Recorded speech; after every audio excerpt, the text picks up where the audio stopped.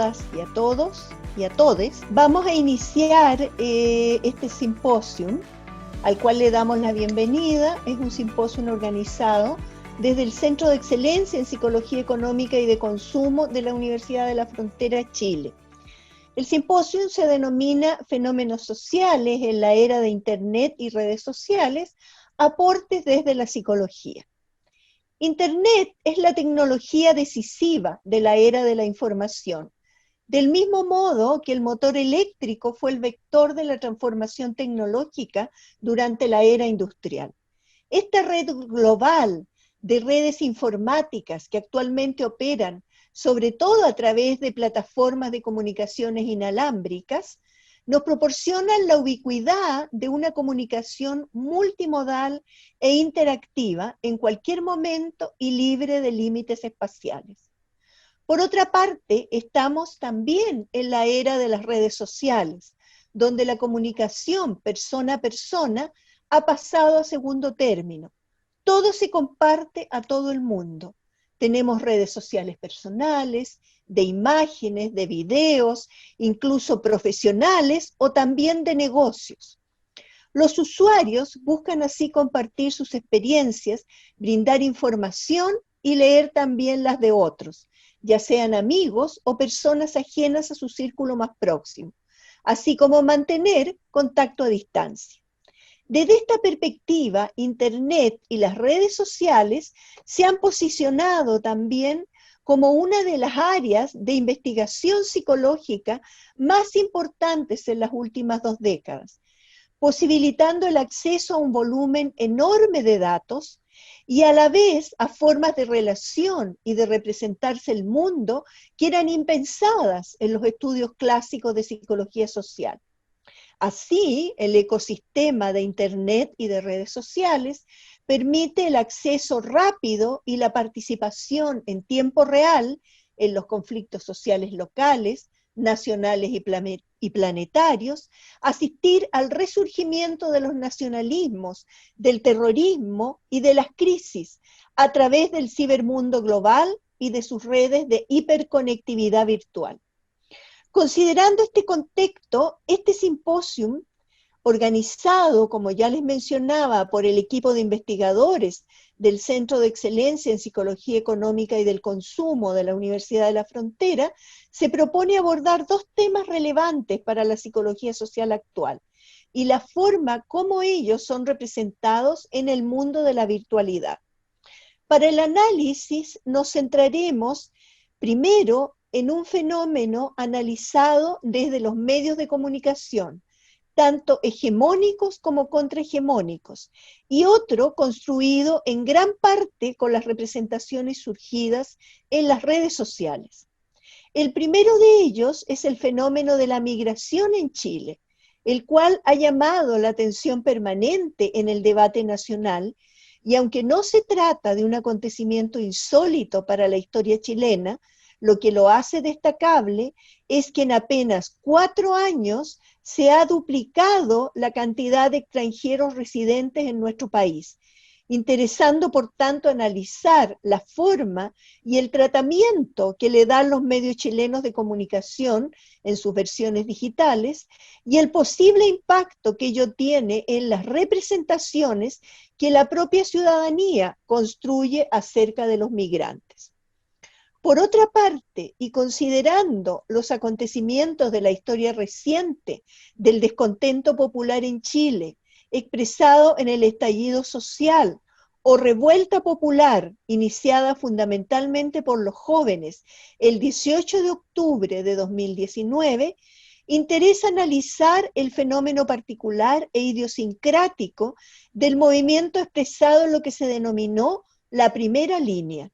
Grupos de jóvenes con una iconografía de presentación muy particular y que tienen la tarea de proteger a quienes vienen detrás en las marchas y que despiertan emociones tanto positivas como negativas en las redes sociales, el cual ha sido su principal vehículo de comunicación y también de análisis desde los diferentes trabajos científicos. Estos son los 2 trabajos que presentaremos a continuación. En primer lugar, partiremos con encuadre noticioso y valoración afectiva hacia migrantes, un análisis en medios de comunicación digitales chilenos presentados por Francisca Silva Layera. ¿Quién es Francisca? Ella es magíster en psicología, doctoranda del programa de doctorado en comunicación de la Universidad de la Frontera e investigadora permanente del Centro de Excelencia en Psicología Económica y Consumo de la Universidad de la Frontera. Te damos la bienvenida, Francisca, y escuchamos tu presentación. Buenas tardes a todos los presentes. Encuadre noticioso y valoración afectiva hacia migrantes, un análisis en medios de comunicación digitales chilenos. Como un antecedente principal, mencionar que esta es una breve investigación en el marco de mi proyecto doctoral titulado Encuadre noticioso y sus efectos en la valoración afectiva hacia migrantes, un análisis en medios digitales chilenos. Para empezar, tenemos que definir cómo es vista la migración a modo general y puede ser vista como un fenómeno global de origen multicausal y transversal, una dinámica que afecta a la población mundial o un derecho ancestral y por tanto un derecho humano. Pero también es enfrentada de distintas maneras. Un conflicto entre lo que es la mirada proteccionista, que es esto de asistir al migrante, versus la mirada integracionista cuando ella llega a ser parte de nuestra sociedad. Es vista con desconfianza, principalmente por lo que se ve en el diario vivir, de que nos pueden quitar el trabajo, que son peligrosos, una serie de prejuicios que inciden en las actitudes que nosotros tenemos hacia los migrantes, y desde los países con alta masa migratoria, en este caso como lo es Chile, o por ejemplo como lo ha sido Estados Unidos o los países de Europa, una búsqueda del control del flujo migratorio, ya sea endureciendo las políticas migratorias, deportando o viendo distintas alternativas para poder tener un mayor control de esta masa que va de carácter exponencial, considerando los efectos de la globalización, los problemas que pueden haber en los países de origen, la guerra, en este caso en Latinoamérica, las distintas crisis sociales. Un claro ejemplo es lo que sucede en Venezuela, que se ha dado para una alta masa migratoria, en este caso pues tanto a Chile como a otros países de Latinoamérica que tienen cierta estabilidad económica. Como les mencionaba, la migración tiene una suerte de masividad, a pesar de que goza de protagonismo actualmente, se da que hay que verlo de todas las formas y que también tiene sus contradicciones, principalmente porque la migración es selectiva. No es lo mismo quién migra. No es lo mismo, por ejemplo, que un inmigrante europeo llegue a Chile, por dar un ejemplo más cercano, como lo es un inmigrante haitiano. Hay ciertas condiciones que se dan que nos podrían decir de que el proceso de la migración es selectivo y desigual. Y eso, de cierta manera, también influye en cómo nosotros recepcionamos a estos migrantes. Como lo que quiero mencionarles ahora, que son los efectos para el receptor, que es lo que se llama aculturación inversa versus a lo que es la aculturación tradicional, que es esta suerte de renunciar a la cultura de origen para poder adaptarme al nuevo país, y las actitudes. En este caso, yo como receptora, pueden ocurrir dos escenarios que yo esperaría del migrante o de la otredad. Aceptar que o no de que estos grupos mantengan su identidad cultural, que a mí no me afecte, de que ellos sigan teniendo sus prácticas culturales, por dar un ejemplo, o aceptar o no que adopten nuestra cultura,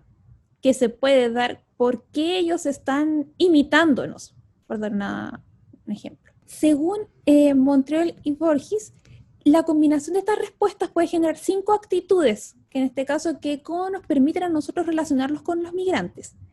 En este caso yo acá he agrupado el escenario positivo, que sería la integración, donde nosotros aceptamos que ellos mantengan su cultura de origen y adopten costumbres nuestras. Esto sería como una suerte de mixtura, un sincretismo. La individualización, de nosotros vemos al migrante como persona, nos da igual de dónde venga, sino que cómo es él. Y la asimilación, donde esta suerte como de uniformización, donde nosotros preferimos que el inmigrante abandone su cultura de origen y se adapte a lo nuestro, en este caso, que sería la cultura foránea de acuerdo a la definición. Y en el escenario negativo tenemos la que es la segregación, donde nosotros preferimos que se mantengan en su cultura originaria y que no adopten ni transformen lo que tienen en el destino, que se queden en su sector.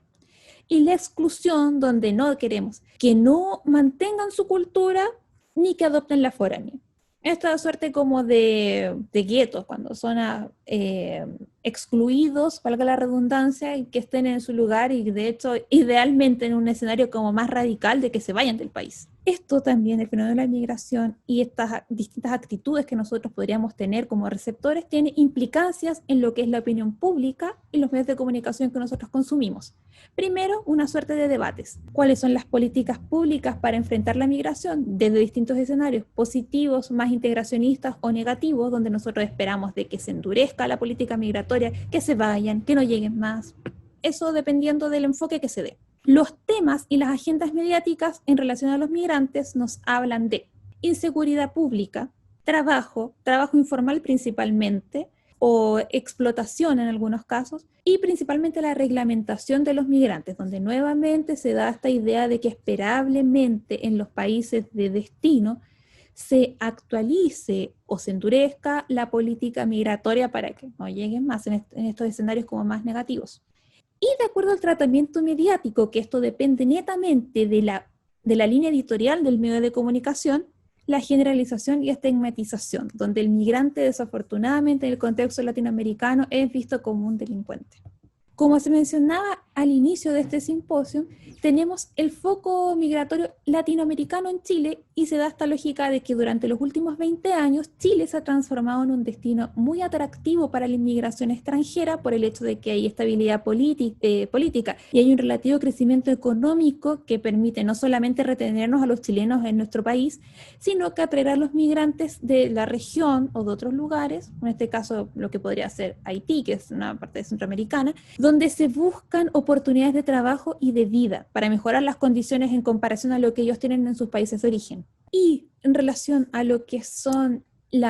continuando con la idea de la migración y la opinión pública, yo acá les presento una serie de eventos que ocurrieron durante los últimos 10 años, es un marco temporal relativamente reciente, de cómo se ha dado el fenómeno de la migración visto en los medios de comunicación en Chile, y tenemos que esto es estático, desde el 2010 al presente, que se mencionan una serie de delitos asociados a migrantes, aunque cabe mencionar que en 2018 se hizo un análisis de los del país de origen de los delincuentes y se da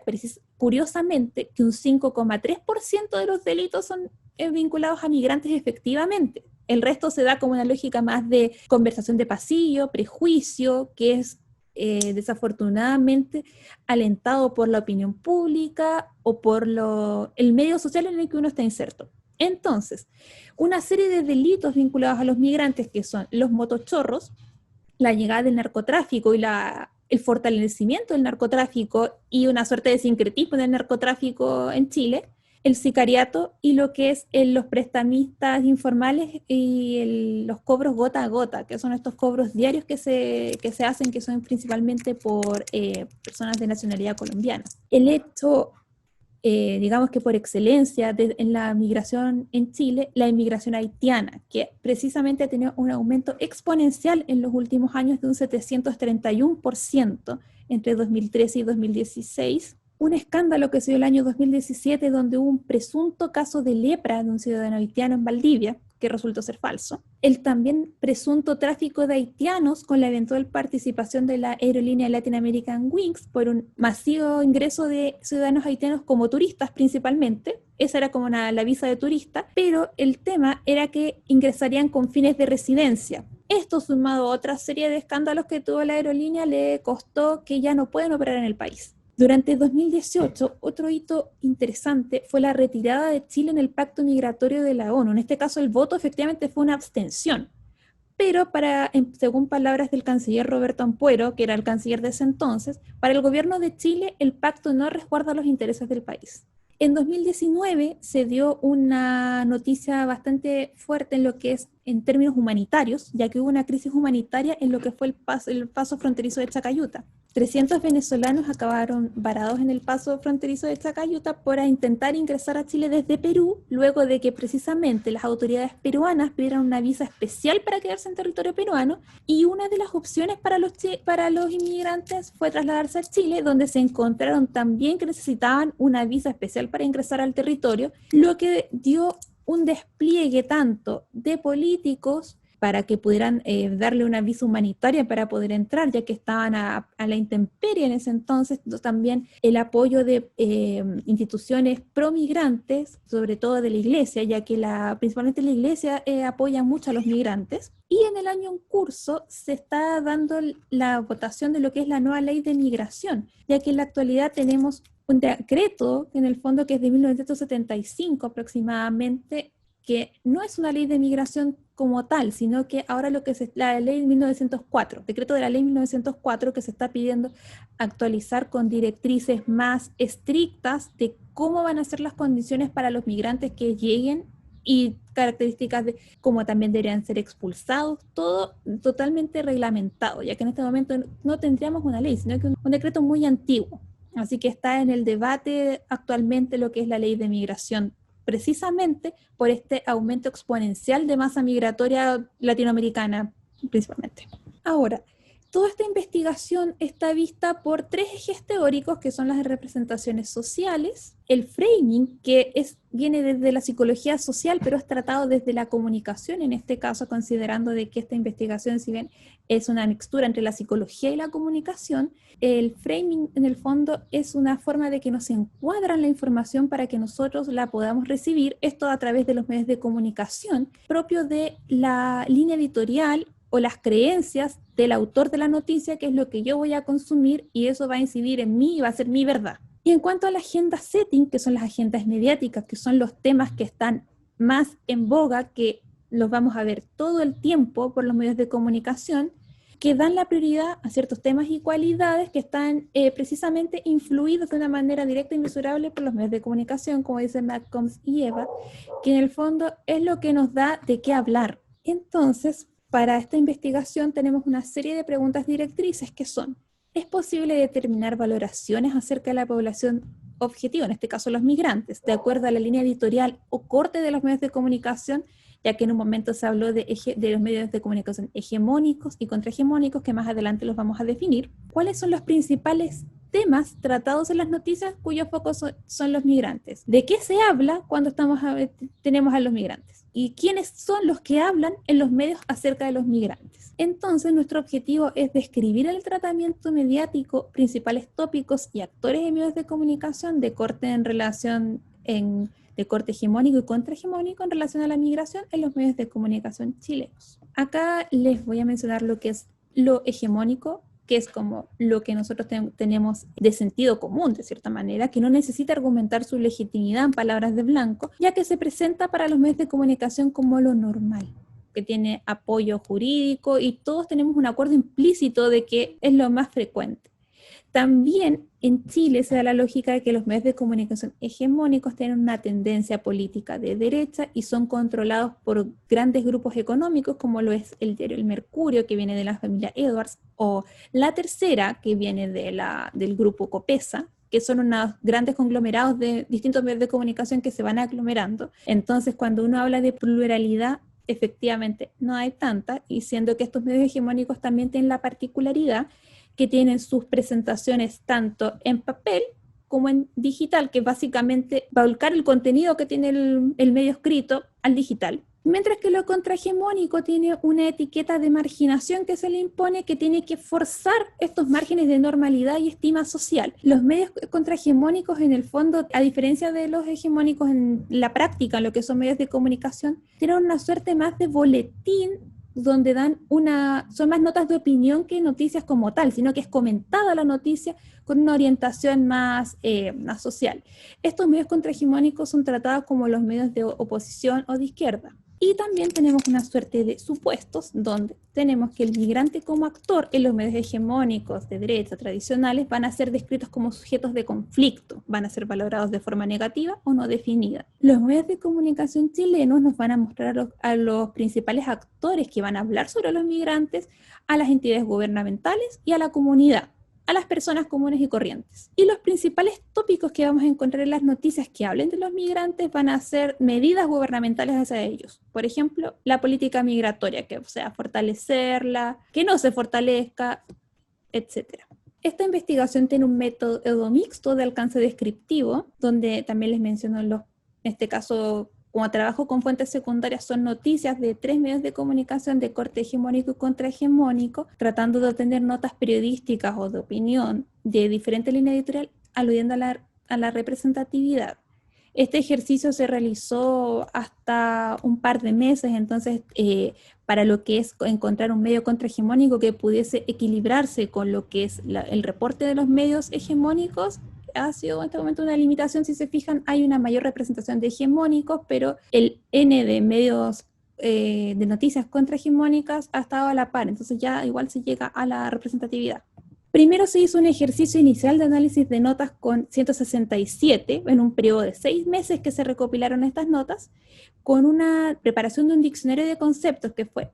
con la palabra migrante y política migratoria, donde se construyó el corpus con la técnica de semana reconstruida, que es una técnica aleatoria que permite buscar noticias en ciertos días del mes para poder hacerlo más estandarizado, más al azar. Se diseña y se codifica la matriz, en el fondo, donde yo voy a tener una suerte de variables, y finalmente se hace un análisis cuantitativo de contenido. Los criterios para analizar este corpus fueron, primero, para organizarlo, más que analizar, el titular, el sitio de la web para que se pueda recuperar la noticia, los géneros, ya sea noticia, entrevista, opinión, columnas o cartas al director, el asunto, en este caso categoría en el que el medio aloja la noticia, en este caso para el corpus tenemos nacional, política, mundo, sociedad, economía, actualidad, cultura, espectáculos, legal, y no aplica, que implica a otras categorías que hablan de migrantes, pero que no entran en estas otras categorías que requieren un análisis para estudios posteriores. La valoración, que en este caso sería como nuestro gran foco, que es, de acuerdo a palabras de Martin y White, la valoración positiva, como el medio trata en su noticia o en su nota de opinión, o dependiendo del género, al migrante, cómo habla de él, positivo, negativo e indefinido. El medio, cuál es, el corte, si es hegemónico o no hegemónico, un actor secundario, de quién habla del fenómeno, quién habla del migrante, porque el actor principal en este caso serían los migrantes, que es nuestro foco de la investigación. Y acá yo les voy a presentar los principales resultados. Primero, para caracterizar tenemos, como les mencioné en un minuto, una mayor representatividad de medios hegemónicos, noticias hegemónicas. En cuanto al género, lo que más se dio fueron noticias que mencionan el hecho tal cual, notas de opinión, reportajes vinculados a la migración en este caso, y en menores porcentajes lo que es cartas al director, entrevistas y notas editoriales. En cuanto a la valoración, tenemos que tanto en medios hegemónicos como contrahegemónicos, en contra de las hipótesis que teníamos al comienzo, se da esta lógica de que se habla más de manera neutral acerca de los migrantes, en contraste a lo que uno esperaría que en los medios hegemónicos se hablara de manera negativa. De cierta manera es relativamente superior a lo que es el medio contrahegemónico, como hablan de los migrantes, pero las diferencias porcentuales en cuanto a lo que es el no definido o neutral contra ya las tendencias polarizadas es más marcado. En cuanto a los actores que hablan de los migrantes, principalmente tenemos al Poder Ejecutivo Nacional, o sea, el gobierno y la comunidad, por lo que se nos estaría confirmando el supuesto de que iba a hablar el gobierno y la comunidad acerca de los migrantes, que son los que los tratan más directamente. Y los principales tópicos acerca de qué se habla de los migrantes son, en contraste a lo que se esperaría que se hablara, por ejemplo, de delito, que es lo que nosotros tenemos en la palestra sobre los migrantes, tenemos que se habla de documentación y derechos civiles y declaraciones políticas o políticas públicas. En este caso, como se trabajó lo que fue el marco temporal durante 2019 y parte de este año, se toma todo este tema de que fue la crisis humanitaria de Chacayuta y el establecimiento de la ley de migración, coincide tal cual con lo que en los medios de comunicación nos están mostrando acerca de los migrantes ahora. Y acá se dio una particularidad que se intentó llegar a esta comparativa de cuáles son los temas de acuerdo a la línea editorial. En este caso, los medios hegemónicos son los que más hablan de la documentación y los derechos civiles, y también las declaraciones políticas o las políticas públicas en cuanto a la migración, que son estos temas como más en boga. Y diferencias específicas son que para los medios hegemónicos son los que hablan específicamente de educación, siento que en los medios contrahegemónicos hay una ausencia, pero en su contraparte, los medios contrahegemónicos hablan de cultura versus el medio hegemónico, que esta es como una diferencia particular, ya que en las otras categorías que nosotros tenemos están, digamos que de cierta manera, más equiparados. Y finalizando, a modo de conclusiones y discusión, tenemos que también se da una particularidad en cuanto a lo que es la prensa, que quieren llegar a esta idea del paradigma de objetividad. Tratar de no afectar tanto con su pensamiento, por eso digo que es como una paradoja de acuerdo a la teoría, de que quieren observar y transmitir los hechos tal cual, pero de cierta manera los consumidores de medios de comunicación tenemos una suerte de pacto de confianza con el medio que nosotros consumimos, ya que en el fondo responde a nuestras expectativas de acuerdo a nuestra escala valórica y a nuestras preferencias. Porque siendo que Dios fuese una persona que consume medios hegemónicos, puede que no esté a favor, adelantando un poco la siguiente presentación, que no esté a favor de la primera línea. Son, digamos que ciertas particularidades que responden a nuestros valores. Entonces yo voy a consumir el medio de comunicación que en el fondo me está de acuerdo conmigo y en el fondo cómo me representa los hechos va a afectar en mis actitudes hacia un fenómeno, cómo yo lo voy a ver. Por lo mismo que todo va de acuerdo a los planteamientos y en el caso de Chile los propietarios se manifiestan en el tratamiento que hacen de las informaciones siempre en este amparo de la pseudo-objetividad, pero con nuestras ciertas preferencias político-económicas, con nuestros intereses. Por lo que efectivamente, en contraste a lo que nosotros encontramos en la teoría, de cierta manera nosotros también nos vamos a ver influidos en lo que nos menciona y nos imprime los medios de comunicación, tanto digitales como los diarios o la misma televisión, de cómo hablan del fenómeno para yo poder responder a un fenómeno en particular, en este caso la migración. Así que agradecerles que me hayan escuchado y esto sería mi presentación. Muchísimas gracias. Muchas gracias, Francisca. Muy interesante la presentación y nos deja una serie de interrogantes que esperamos después abordar cuando tengamos la oportunidad de recibir sus consultas y comentarios. A continuación, vamos a pasar a la siguiente ponencia, que se denomina Primera Línea, ¿héroes o delincuentes? Representaciones acerca de la primera línea en redes sociales y prensa digital. Esta investigación es de los autores Marianela de Negri, Francisca Silva, Leonor Riquelme y Felipe Quintano, y es presentada por Felipe Quintano, magíster en psicología y asistente de investigación del Centro de Excelencia en Psicología Económica y Consumo de la Universidad de la Frontera, y por Francisca Silva Layera, magíster en psicología, doctoranda del programa de doctorado en comunicación de la Universidad de la Frontera e investigadora permanente del Centro de Excelencia en Psicología Económica y Consumo de la Universidad de la Frontera. Felipe y Francisca, los escuchamos. Hola a todas y todos. Como bien decía la profesora de Negri, el título de la presentación es Héroes o delincuentes, representaciones acerca de la primera línea en redes sociales y prensa digital. Para contextualizar el tema y adentrarnos en los elementos propios del suceso, debemos conocer los antecedentes contextuales y estado del arte. Bajo esto, podemos situar el contexto latinoamericano bajo economías neoliberales inestables, las cuales se establecen dentro del modelo neoliberal a través de la generación de una frontera difusa entre Estado y mercado, donde el Estado ha dejado el rol de coordinador social, siendo el mercado aquel que distribuye la coordinación e interacción social. Esto ha generado la construcción de identidades en base al consumo, es decir, yo soy lo que tengo. Paso de una coordinación colectivista a una coordinación individual a través del consumo. Es lo que diría Tomás Mulián como el ciudadano criticar. A raíz de esto, y como antesala de lo ya nombrado, surge el 18 de octubre de 2019 lo llamado estallido social en Chile. Esto se genera a raíz de protestas a través del alza del pasaje del metro.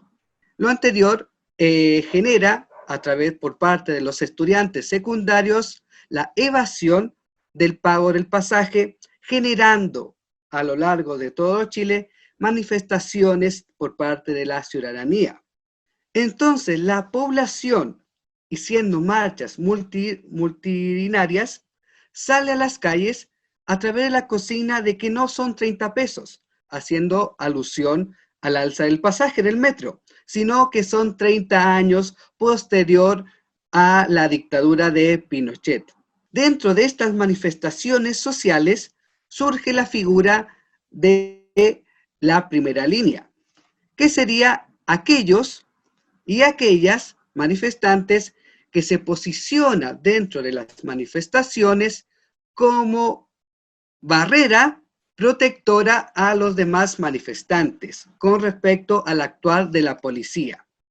Esto ha generado distintas opiniones de aquellos que están en favor o en contra. A su vez, el concepto de primera línea, surgido en el contexto de las manifestaciones, se ha trasladado a otros contextos dentro del ámbito nacional, como puede ser los profesionales de la línea de la salud, quienes son los primeros en combatir el virus del COVID-19. Dentro de esta presentación nos enfocaremos exclusivamente a la primera línea con respecto a las manifestaciones y el estallido social. Para esto tenemos que conceptualizar este estallido social y existen dos vertientes que nos van a dar algunas luces de cómo poder interpretar el estallido social en Chile. La primera son los movimientos sociales, y los movimientos sociales se definen como una colectividad excluida que mantiene una coordinación sostenida a través de un desafío común y un fin común. Esto es sumamente interesante y nos va a permitir en parte cuestionar si el estallido social es un movimiento social o no. Tarrow plantea tres elementos principales para considerar una expresión como movimiento social. La primera, que tiene que ser una movilización sostenida, la cual establece la unión de individuos en pos de una meta común. A su vez, este grupo de manifestantes tiene que movilizarse a través del sentimiento de exclusión, es decir, son aquellos que poseen un escaso poder político y económico, y a su vez quedan expuestos a prejuicios sociales, económicos o ambientales. En cambio, la acción colectiva hace alusión a un episodio que compromete a participantes que no actúan juntos de modo rutinario y que emplean medios de acción distintos para la interacción cotidiana. A través de esto se da en personas que carecen de acceso regular a instituciones, lo cual ya nos conectan un poco con el nivel de incertidumbre y la crisis de legitimidad producto de las instituciones que deben garantizar cierto nivel de certeza, pero que se ha visto entrampado a través de la interacción del mercado, tienen que ser artífices de su propia historia y que debe permitir la construcción de identidad. Estas manifestaciones se establecen dentro de la distinción entre lo público y lo privado. El espacio público lo vamos a entender por autores como Sennett, Hannah Arendt y Bauman como el lugar donde se tolera lo apropiado, todo aquello que puede verse u oírse. En cambio, todo aquello que es inapropiado se traslada automáticamente al ámbito privado. Todo aquello que no puede ser mostrado es la típica frase, al menos en Chile, de que los paños sucios se lavan en casa. A su vez, el espacio común es un espacio de construcción de interacción e identidad común, pero a través de la integración del mercado como coordinador social, había una erosión de aquello que se considera público y de la expresión ciudadana a través de los niveles de inseguridad, incertidumbre y de protección de las instituciones. Para poder analizar el suceso de la primera línea dentro del contexto del espacio público, es necesario remitirnos a la teoría de setting y de framing, y esto plantea y se fue construyendo la teoría de encuadre a través de la teoría de atribución, influencia de marco de referencias y de la construcción de los medios de masas. La teoría de la atribución expresa de que los individuos no son capaces de comprender en su totalidad la complejidad de la realidad en la cual viven. Y a su vez, por la teoría de Cherif, expresa que el proceso de comprensión cognitiva es un proceso de comprensión contextual. A su vez, los medios de masas posibilitan determinar las temáticas a tratar dentro de lo público, generando la agenda noticiosa. A través de esto se establece que el framing comprende el proceso de la comunicación masiva de manera integral, considerando el tratamiento de la información, los receptores y su contexto cultural. En cambio, el setting expresa el modo en que las personas ven el mundo y que este modo de ver el mundo está directamente influenciado por los medios de comunicación y plantea dos parámetros. Los dos parámetros establecen que el público se basa principalmente en la fuente de información proporcionada por los medios de comunicación de masas, los cuales van configurando la realidad y la agenda noticiosa dentro de lo público, y el parámetro 2, el cual establece que el sistema de medios de comunicación de masa se caracteriza por la existencia de pocos medios de comunicación y los cuales están fuertemente jerarquizados y unidireccionales. Este parámetro 2 nos establece la siguiente distinción. En primer lugar, la credibilidad de un medio de comunicación va a depender del nivel de objetividad y la confianza en la objetividad en la cual se expresa la noticia, estableciendo que sea independiente de las creencias de cada individuo. A raíz de esto encontramos la distinción entre medios hegemónicos y no hegemónicos. A través de la definición de hegemonía de Gramsci, podemos establecer que la hegemonía se establece como dominación cultural y la interiorización de la cultura de los dominantes, es decir, en el contexto neoliberal, de aquellos que manejan los medios de producción y los medios culturales en la instauración del modelo neoliberal. Por su contraparte, los medios no hegemónicos son aquellos que se ven forzados a funcionar en los márgenes de la normalidad. A raíz de lo anterior, para describir el contexto chileno, el ecosistema de medios informativos chileno interactúa en más de 2.000 concesiones de radio, más de 100 canales de televisión y cerca de 90 periódicos de prensa escrita tradicional. Además están los medios online, los cuales son las adaptaciones de medios tradicionales, sus versiones digitales y nuevos medios nacidos para las redes con posterioridad al año 2000. Los nuevos medios, además de proponer los contenidos en formato web, han tenido que adaptarse a los nuevos medios de comunicación a través de la integración de plataformas digitales y de aplicaciones como pueden ser las historias en Instagram o las historias en Facebook.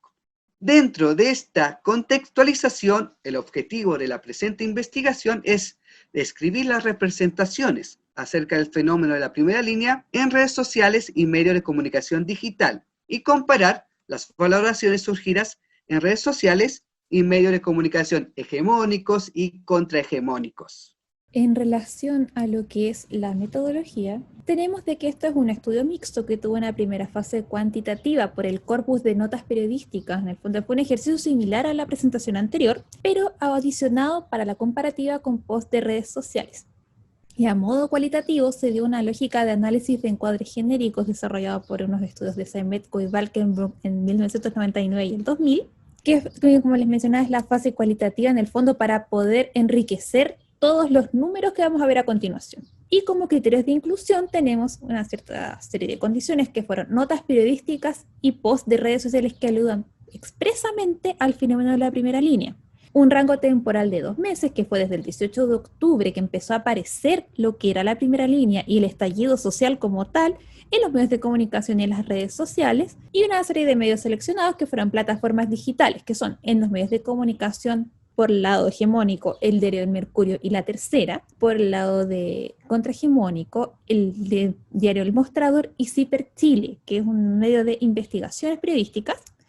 y por las redes sociales, posts de Facebook, Twitter e Instagram. El corpus definitivo resultó tras una toma de datos y una depuración específicamente también de lo que fue de las redes sociales principalmente, para poder tener posts que hablaran netamente de textos e imágenes representativas a lo que fue la primera línea, más que videos, porque eso es muy complejo de analizar para efectos de una investigación en este momento. Teníamos 45 notas de prensa, ya que fue menos hablado lo que fue la primera línea como tal versus lo que fue el estallido social. Mientras que las redes sociales, como es una suerte de vivencia donde uno comparte lo que está ocurriendo en el momento, se dio un N mayor de 145 notas post-filtraje. Para el análisis del corpus de los medios de comunicación principalmente, se dio esta lógica de tener el titular, cómo se llamaba la noticia, de dónde se alojaba, el género también, las categorías donde se alojó la noticia, la valoración positiva, negativa, indefinida, el medio para saber cuál era, su corte y el actor secundario. ¿Quién hablaba de lo que era la primera línea? Acá tenemos la serie de tópicos disponibles para poder analizar, que podrían hablar de la primera línea, como por ejemplo delito, inseguridad, salud, educación, vivienda, dependiendo del enfoque que diera la noticia para poder analizarlo desde la lógica de la primera línea. Los distintos actores que se estarían enfrentando o hablando acerca de cómo es vista la primera línea, y acá tenemos los resultados. Para los análisis de prensa tenemos particularmente es más visto por los medios contrahegemónicos, en contraste al hegemónico que habla netamente de estallido social, más que la primera línea per se, haciendo esta lógica de esta búsqueda exhaustiva que hable netamente de solo lo que es la primera línea, donde los géneros más destacados fueron el reportaje y las notas de opinión, que son la naturaleza de los medios contrahegemónicos. Hay que tener en cuenta esa particularidad en contraste a lo que es el medio hegemónico, que como les mencionaba en el trabajo anterior, ellos mencionan el hecho cómo ocurrió, mientras que la nota de opinión tiene esta suerte de análisis del fenómeno. En cuanto a la valoración, se dio la particularidad de que la primera línea es vista positivamente al mismo tiempo que indefinidamente, como de esta idea de no polarizarse de cómo es la primera línea, sino que mencionar qué es algo que está ocurriendo. Y el tópico principal acerca de cómo es tratada la primera línea son medidas de protesta o visibilización en el espacio público, que es lo que ocurrió con el estallido social, donde las demandas sociales se hicieron evidentes y se mostraron a todo el mundo. En cuanto a los actores, tenemos que hay organizaciones, movimientos sociales, la primera línea per se, el poder ejecutivo local, el gobierno que se enfrenta a la primera línea y a los protestantes, otros ciudadanos, que sería la comunidad como tal, y expertos que también hablaban en su área de dominio, valga la redundancia, de expertise, de cómo analizar el fenómeno. Por ejemplo, columnas de opinión de sociólogos, psicólogos, investigadores de cómo es tratada la primera línea. Ahora, en su contraparte, para poder uniformar la naturaleza tanto de los posts de redes sociales con lo que es las medios de comunicación, para poder hacer este análisis exhaustivo, se da de que tenemos las fuentes que son equivalentes a lo que nosotros en prensa, en el paso anterior, denominamos medio. Principalmente se da en Facebook la mayor cantidad de entradas, 70 posts. Luego en Twitter, que tiene la limitación de los 140 caracteres, a excepción de, por ejemplo, si se utilizara TweetDeck, que es lo que permite extender este post y te lleva un link con la explicación. En cuanto a la publicación, que sería el equivalente a lo que es el género en la prensa, como sería, por ejemplo, una nota de opinión o una noticia, tenemos el post per se, un post con una imagen, una foto con un bloque de texto que explica esta foto, la imagen sola, un post o relato, que son estos relatos se dieron básicamente de personas de la primera línea que estaban explicando qué estaba pasando, cómo se estaban sintiendo, y otros posts que se tienen que categorizar exhaustivamente posteriormente. En cuanto a las valoraciones, la tendencia está muy clara, 95,9% de los posts habla de una valoración positiva, en contraste a la prensa, que era 50-50 aproximadamente. Negativa, un post, un 0,7%, algo muy marginal, y neutral, que serían 5 posts. En cuanto a los actores que hablan de la primera línea, tenemos a las organizaciones o movimientos sociales, que son los mismos manifestantes que se recodificaron para esta categoría, para que pudiesen entrar y tuviera esta lógica de uniformización para poder comparar con la prensa. Los artistas, que son estos otros posts que les mencioné anteriormente, ya que se mencionan ellos directamente, que hicieron proyectos, fotógrafos artísticos y otra variedad más amplia que se incluyó como artista, como actor que trató de la primera línea,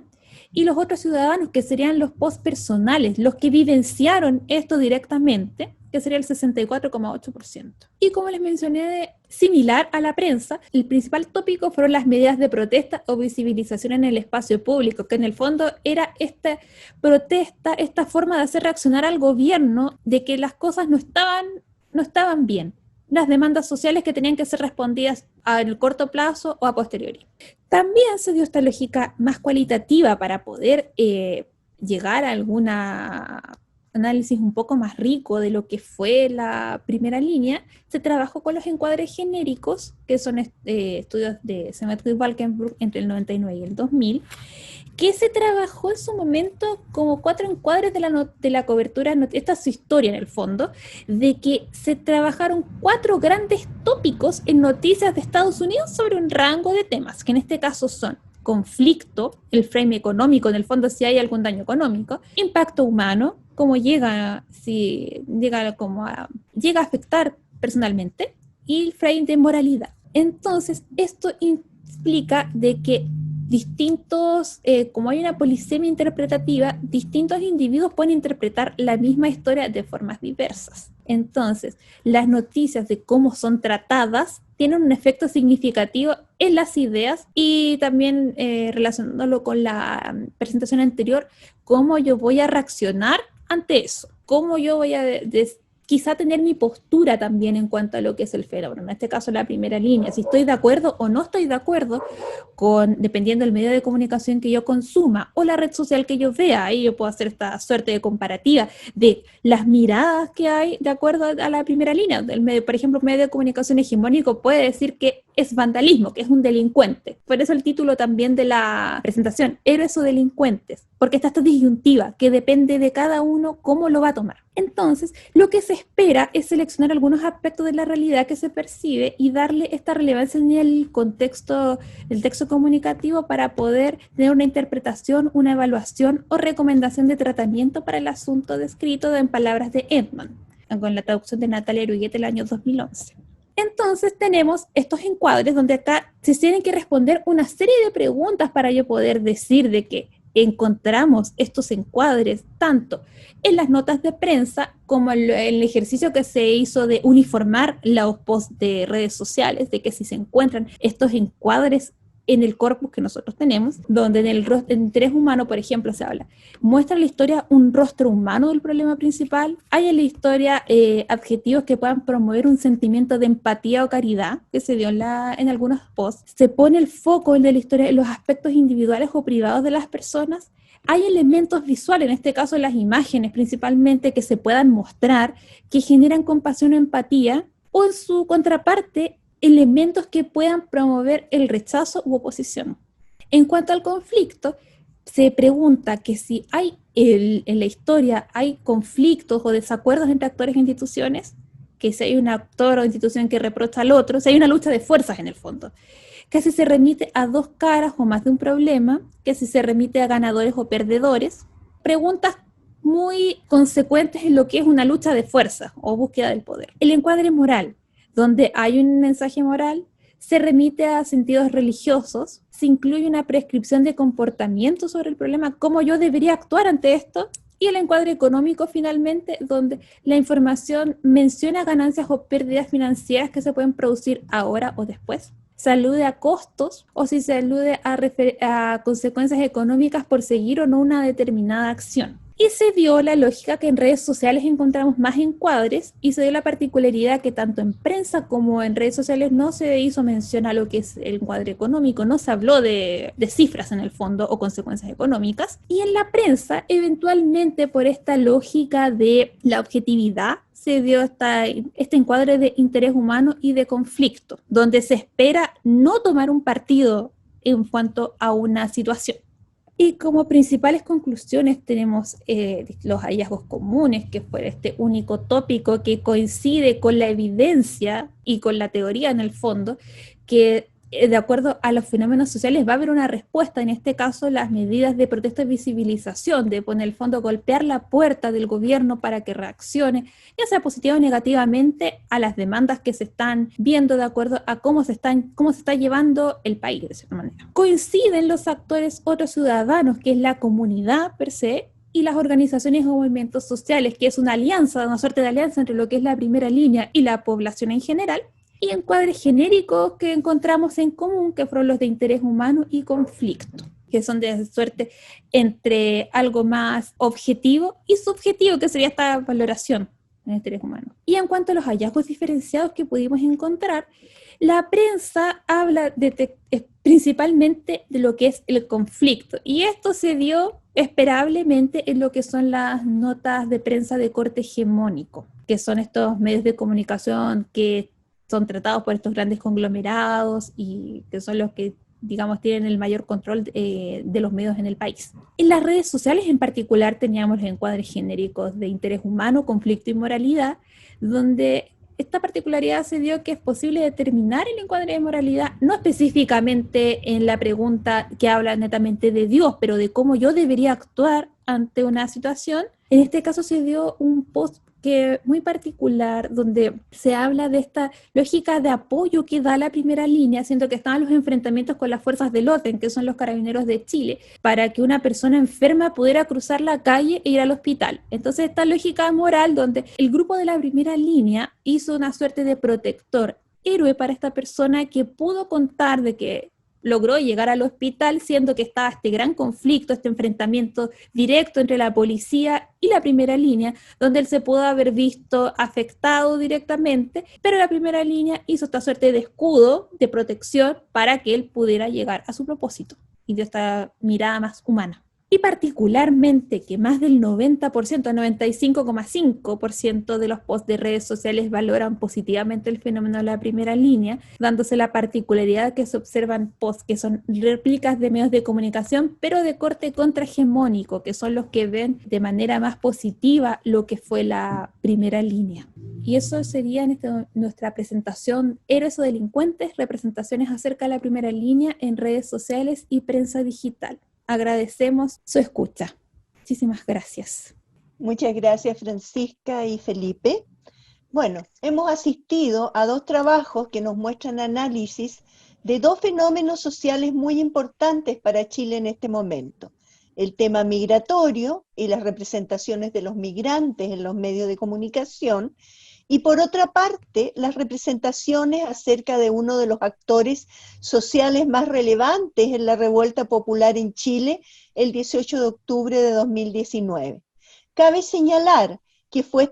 esta revuelta popular la que empujó un acuerdo político nacional para cambiar la Constitución de la República heredada de la dictadura, la cual no garantizaba los derechos sociales básicos que eran reclamados por la ciudadanía. Este logro, por lo tanto, político, va a resultar transversal para el tratamiento futuro de estos dos temas en la política chilena. Ambos trabajos nos muestran la importancia de Internet y las redes sociales como campo de investigación para la psicología social actual y nos presentan desafíos futuros para seguir abordando este campo, y a la vez nos conectan con la importancia de una psicología social sensible a las problemáticas contextuales y a su estudio para entregar claves para su comprensión y abordaje. Esperamos que estos dos trabajos hayan despertado también en ustedes interrogantes, opiniones, que son las que esperamos escuchar a continuación. Muchas gracias y le damos nuevamente las gracias a nuestros dos ponentes por su presentación.